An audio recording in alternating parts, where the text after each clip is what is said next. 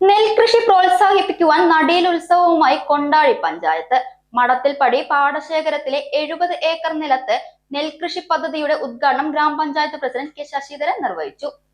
കൊണ്ടാഴി ഗ്രാമപഞ്ചായത്ത് കൃഷിഭവൻ പരിധിയിലെ മടത്തിൽപ്പടി പാടശേഖരത്തിൽ നടത്തിയ നടീൽ ഉത്സവത്തിന്റെ ഉദ്ഘാടനം ഗ്രാമപഞ്ചായത്ത് പ്രസിഡന്റ് കെ ശശിധരൻ മാസ്റ്റർ നിർവഹിച്ചു.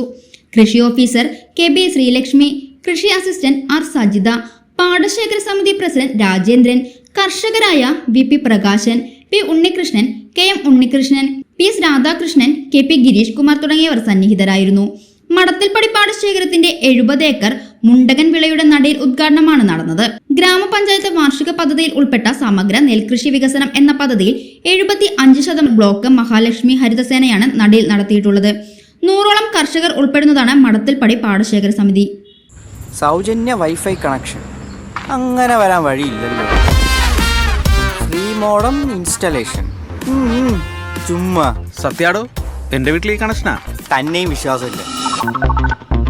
അല്ല, കേരള വിഷൻ. കേരള വിഷനിലേക്ക് സ്വാഗതം. ഇപ്പോൾ വൈഫൈ കണക്ഷൻ എടുക്കാം ഫ്രീ ആയി.